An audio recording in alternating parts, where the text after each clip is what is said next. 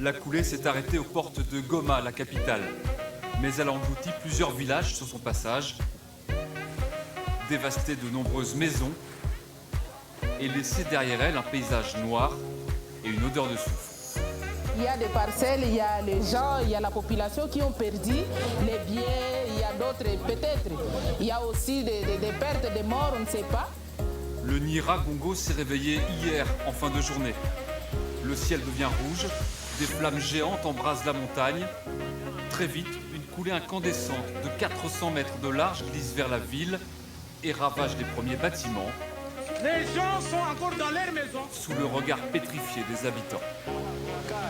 J'ai vu le volcan qui nous a envahis juste après 18h. On a vu les flammes dépasser les collines et on a tous été surpris. Paniqués, 7000 habitants fuient à pied, à moto, en voiture, vers le Rwanda à 15 km de là, souvent dans la précipitation, sans savoir ce qu'ils retrouveront. Maintenant, la priorité pour les organisations humanitaires, c'est de se rendre sur place. On anticipe des besoins importants potentiels en eau et en nourriture. Selon les autorités, la coulée de lave elle-même n'a pas fait de victimes, mais les mouvements de panique ont fait 5 morts.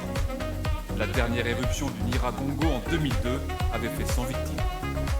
Le jeu s'est retrouvé tout d'un coup, depuis octobre, je pense, sans Internet, sans gasoil pour les voitures pour sortir sur les terrains, sans pouvoir changer des pièces, sans avoir des pièces de rechange pour les voitures et sans avoir de l'argent pour aller sous le cratère.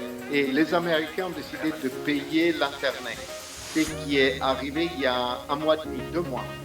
Donc depuis un mois et demi, les données arrivaient de nouveau à l'observatoire. Je crois que les données arrivaient, au lieu d'arriver le même jour, arrivaient 2 jours plus tard. Le volcan, il est vraiment très particulier. C'est le volcan avec la lave plus rapide sur la planète. Il arrive à 100 km/h sur le flanc du cratère. Ces coulées de lave-là, elles vont très rapidement. Vous n'avez pas de possibilité de vous échapper si vous êtes dans le collimateur de la coulée. C'est une éruption toute petite. Et ça, c'est vraiment, ça a évité une tragédie de proportions gigantesques. L'histoire de l'éruption 2002 est assez surprenante.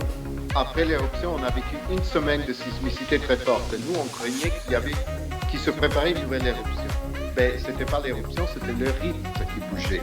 Maintenant, on vit exactement la même chose. Est-ce qu'on va craindre de nouveau un autre événement éruptif?